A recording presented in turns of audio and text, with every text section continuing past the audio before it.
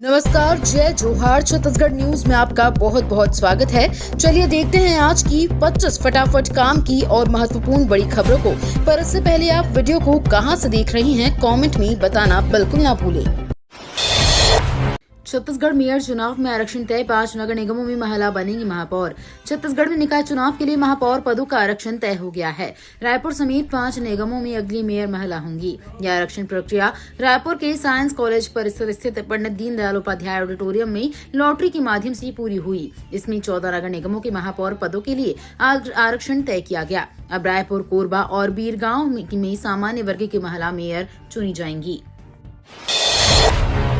छत्तीसगढ़ नगरीय निकाय और पंचायत चुनाव 2.11 करोड़ मतदाता करेंगे मतदान। छत्तीसगढ़ राज्य निर्वाचन आयोग ने प्रदेश के कुल वोटरों की संख्या जारी की है। 1 जनवरी 2025 की स्थिति में छत्तीसगढ़ में कुल 2.11 करोड़ मतदाता हैं। मुख्य निर्वाचन पदाधिकारी रीना बाबा साहेब कंगाले ने सोमवार को राजनीतिक दलों के साथ बैठकर अंतिम मतदाता सूची की जानकारी दी। रीना बाबा साहेब कंगाले ने बताया कि फोटो रहित मतदाता सूची मुख्य निर्वाचन पदाधिकारी कार्यालय की वेबसाइट ceo.chhattisgarh.nic.in पर अपलोड कर दी गई है।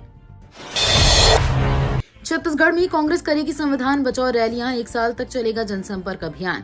छत्तीसगढ़ की कांग्रेस संविधान बचाओ रैलियां और पदयात्राएं करेंगी। 26 जनवरी 2025 से शुरू होकर 26 जनवरी 2026 तक प्रदेश के सभी ब्लॉक और विधानसभा स्तर पर इसका आयोजन किया जाएगा। भारतीय कांग्रेस कमेटी के निर्देश पर ये राष्ट्रव्यापी संविधान बचाओ रैलियों का कार्यक्रम भी होगा। मिली जानकारी के मुताबिक महात्मा गांधी की विरासत और संविधान की रक्षा, संरक्षण और संवर्धन की आवश्यकता को ध्यान में रखते हुए यह आंदोलन किया जा रहा है। सीएम विष्णुदेव साय की महासमुंद को 217 करोड़ की सौगात। छत्तीसगढ़ के मुख्यमंत्री विष्णुदेव साय बीते दिन महासमुंद जिले में कई अलग अलग विकास कार्यों के लोकार्पण और भूमि पूजन कार्यक्रम में शामिल हुए। यहां उन्होंने 217.17 करोड़ रुपए की लागत के 419 विकास कार्यों का लोकार्पण एवं भूमि पूजन किया। इसमें से 111 करोड़ रुपए के 335 कार्यों का लोकार्पण किया गया। वहीं 106 करोड़ रुपए के 84 कार्यों का भूमि पूजन किया गया है। इसके अलावा 271 लोगों को करीब 1.25 करोड़ रुपए की सामग्रियां बांटी गई हैं।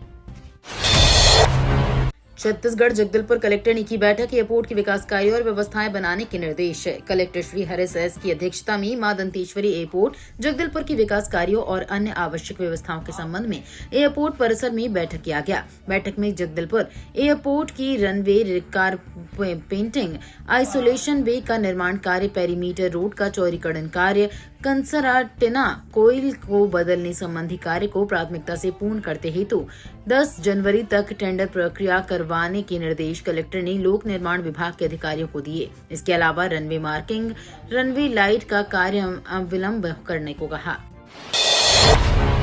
नक्सली हमले में शहीद जवानों को श्रद्धांजलि, सीएम विष्णुदेव साय बोले, बलिदान व्यर्थ नहीं जाएगा। छत्तीसगढ़ के बीजापुर जिले में नक्सलियों द्वारा किए गए भयावह हमले में शहीद हुए 8 जवानों और एक ड्राइवर को भावपूर्ण श्रद्धांजलि दी गई। मुख्यमंत्री मीडिया से बात करते हुए साय ने कहा कि जवानों का बलिदान व्यर्थ नहीं जाएगा। उन्होंने कहा नक्सली बौखलाए हुए हैं और बौखलाहट में उन्होंने ये कायरतापूर्ण हरकत की है। मैं शहीद जवानों और चालक को अपनी श्रद्धांजलि अर्पित करता हूँ। हमारे जवानों का बलिदान व्यर्थ नहीं जाएगा। उन्होंने कहा जवानों ने छत्तीसगढ़ और देश में शांति स्थापित करने के लिए अपने प्राणों की आहुति दी। छत्तीसगढ़ को देश का अव्वल राज्य बनाने के लिए काम कर रही सरकार। उप मुख्यमंत्री अरुण साहब ने जिला मुख्यालय बलौदा बाजार में नवनिर्मित जिला ऑडिटोरियम का लोकार्पण एवं विभिन्न विकास कार्यों का लोकार्पण भूमि पूजन किया। उन्होंने इस दौरान 6 करोड़ 36 लाख रुपए की लागत से निर्मित जिला ऑडिटोरियम और नवीन कृषि उपज मंडी में संचालित होने वाले मनोविकास केंद्र के लोकार्पण सहित 21 करोड़ 29 लाख रुपए के 56 विकास कार्यों का भूमि पूजन व लोकार्पण किया। राजस्व मंत्री टंकराम वर्मा और सांसद बृजमोहन अग्रवाल भी लोकार्पण भूमि पूजन कार्यक्रम में शामिल हुए।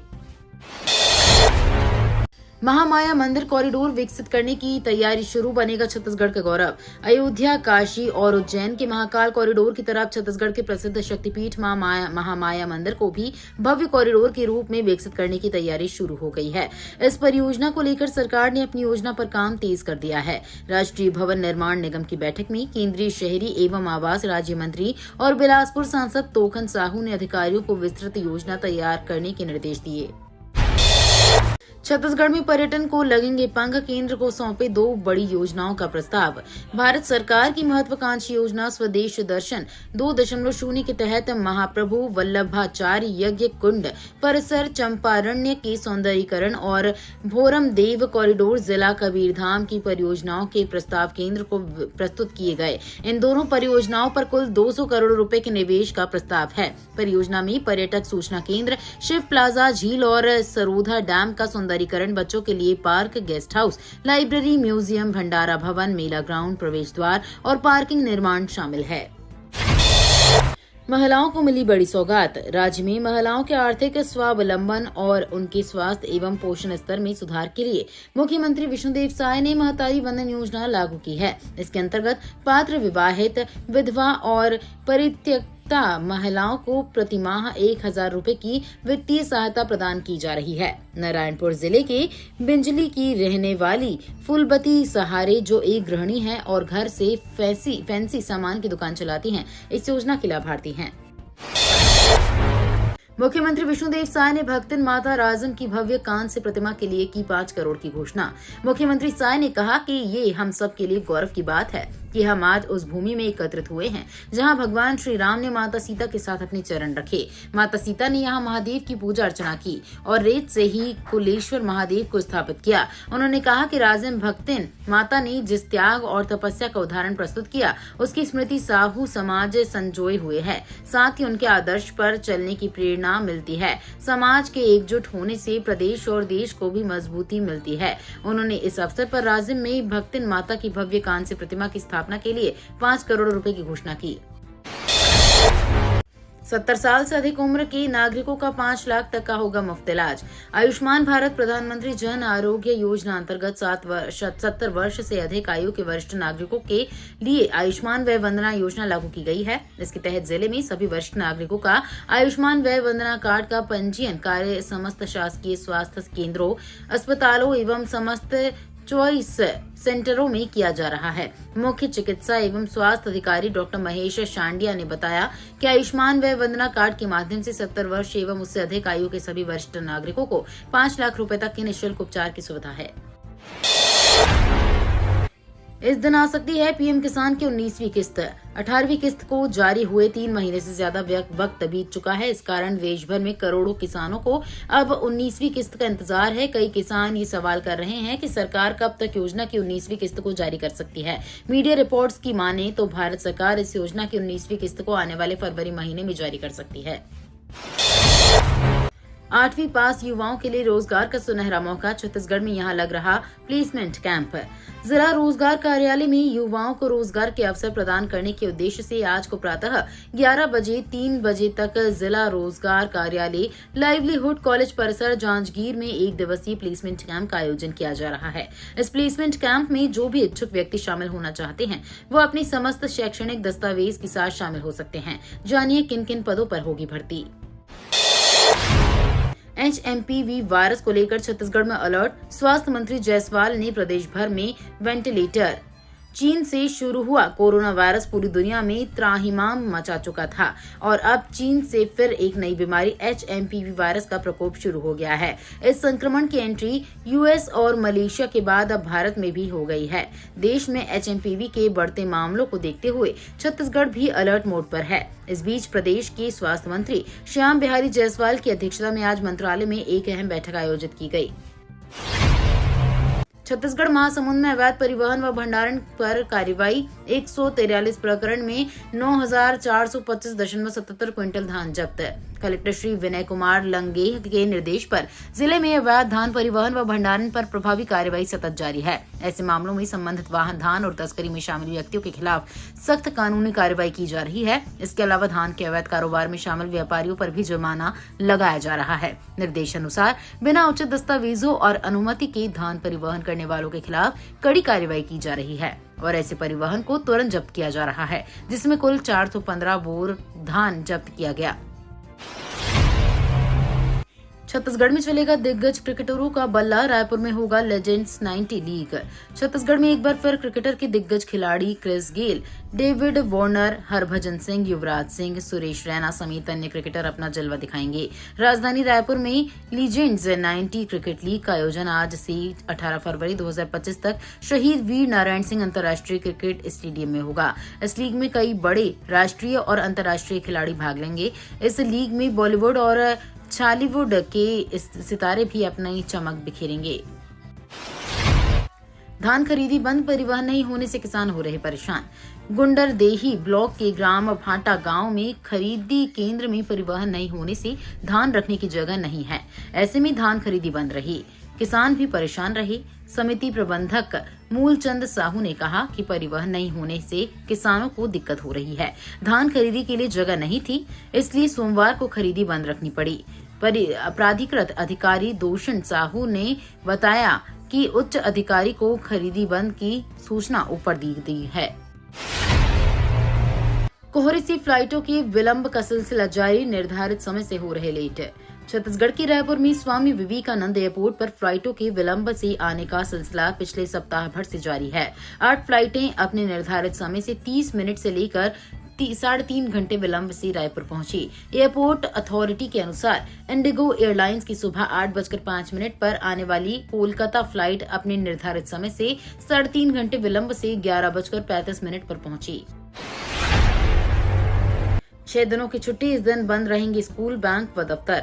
इस महीने स्कूल में 2 दिन की शासकीय अवकाश मिल रही, वहीं शनिवार व रविवार को मिलकर कुल 5 दिन बैंक बंद रहेंगे। जनवरी में सबसे पहले 13 जनवरी को छेरछेरा पुन्नी मनाया जाएगा। इस दिन छत्तीसगढ़ में सार्वजनिक अवकाश रहता है। 26 जनवरी को गणतंत्र दिवस के मौके पर सभी सरकारी और गैर सरकारी स्कूल, कॉलेज, बैंक और दफ्तर बंद रहने वाले हैं, लेकिन सरकारी संस्थानों और सार्वजनिक स्थानों पर रिपब्लिक डे मनाया जाएगा।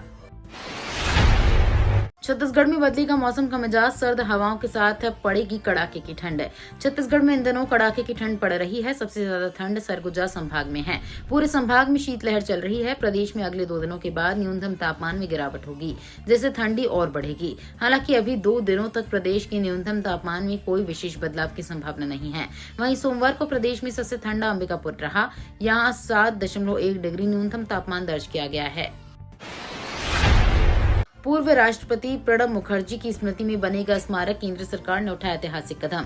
भारत सरकार ने दिवंगत प्रणब मुखर्जी देश के 13वें राष्ट्रपति के सम्मान में एक स्मारक बनाने का फैसला लिया गया है। ये स्मारक दिल्ली के राष्ट्रीय स्मृति स्थल, जो राजघाट परिसर का हिस्सा है, उस पर बनाया जाएगा। अगस्त 2020 में प्रणब मुखर्जी का निधन हो गया था और ये स्मारक उनकी अमिट विरासत और देश के प्रति उनके योगदान का प्रतीक बनेगा। प्रणब मुखर्जी की बेटी शर्मिष्ठा मुखर्जी ने इस फैसले का गर्मजोशी से स्वागत किया और इसे अपने पिता की विरासत के लिए एक मार्मिक श्रद्धांजलि बताई। होम लोन पर 4% ब्याज सब्सिडी दे रही मोदी सरकार, मिडिल क्लास के घर का सपना होगा साकार।